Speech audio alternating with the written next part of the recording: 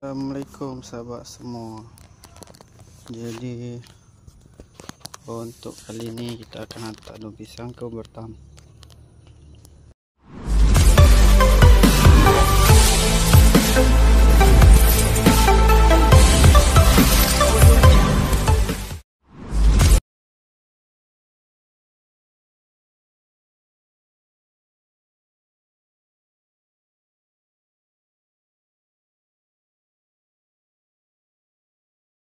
Assalamualaikum sahabat semua.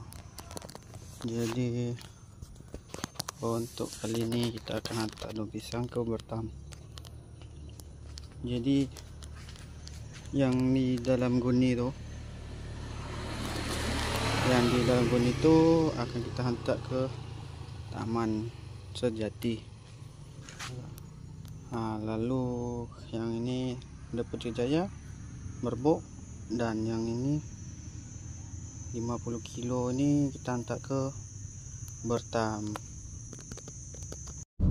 Okey, kita sampai di Batam, di nasi lemak ketua kampung.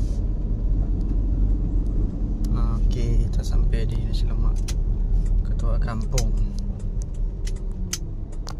Okey, kita sampai di nasi lemak ketua kampung. Jadi kita akan ambil daun dia.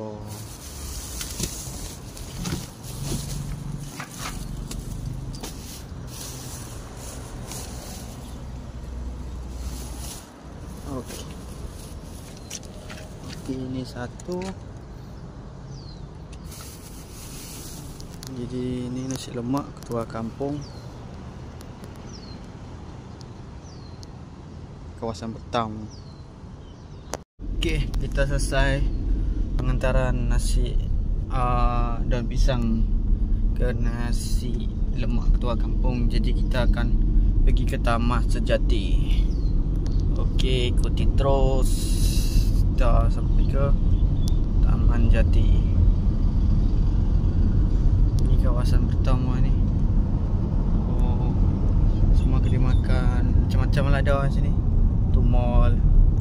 Okey, sahabat semua ikuti terus kita sampai ke Taman Jati dan kita hantar daun pisang ke customer kita. Ni sudah sampai di Taman Sejati. Ni katek Taman Sejati. Okey, kita sampai dah. Depan tu jalan jam pula.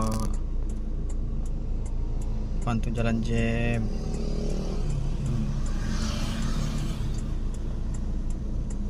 Jalan jam pula tu.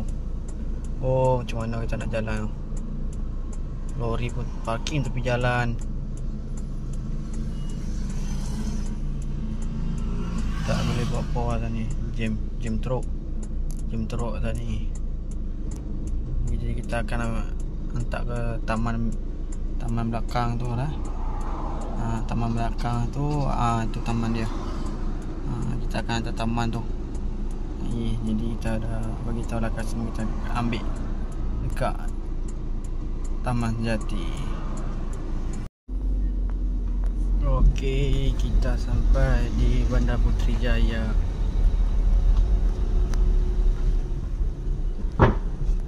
Ini kita akan hantar di rumah customer kita.